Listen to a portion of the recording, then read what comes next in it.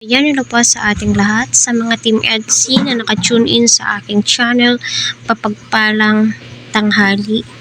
Happy weekend. So, sa nalalapit nga po na birthday ni Beyonce ay may artistang dadalo nga daw po. So, totoo nga ba ito? At nagva-viral na po ito sa social media at maraming tuwang-tuwa sa mga napapanood po nila ngayon at samot-saring komento ang natatanggap po ng Team EDSI. So, totoo nga bang may pasabog? So, ano nga ba iyon, no? So, yan po yung topic po natin for today's video. Naway patuloy po natin suportahan si Kalingap Rab, Kuya Val at ang buong team. Huwag po natin skip ang kanilang ads para sa ganun nga po ay marami pa po ang kababayan po natin ang kanilang matulungan at malingap. So, kung tutuusin, nare-recognize po ng mga artista itong EDSI. Nare-recognize nga din po nila itong si Kalingap Rab.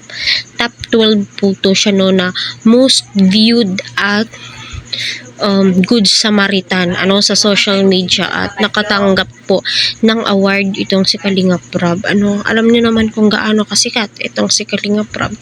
Million po ang nanonood at nasa 3 million na po ang kanyang subscribers at marami ang humahanga kay Kalingap Rab sa ginagawa po niyang paglingap sa kanyang mga beneficiaries.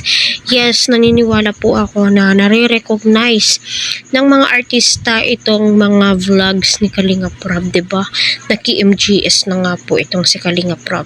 So, hindi po maialis sa atin at marami ang nagsasabi na oo, nare-recognize ng mga artista ang mga Kalingap serye. Nanonood din po yan sila.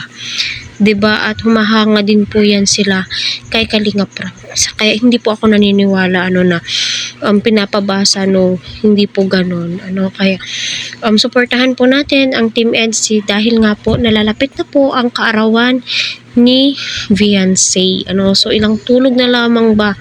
Ito nga daw pong si Kalingap Edu ay may sorpresang inihanda sa kaarawan ni Beyonce. So, totoo nga bang may artista na dadalo sa kaarawan ni Beyonce? So, mapapanood po natin yan at abangan po natin kung ano po ang susunod na kaganapan dahil nga sa bati or binati ni Matt Ivans itong si Beyonce ay marami nga po ang tuwang-tuwa ng mga supporters. Kaya pagpatuloy lamang po natin ang pagsuporta at huwag po natin skip ang kanilang mga ads para sa ganun ay marami pa po silang matulungan.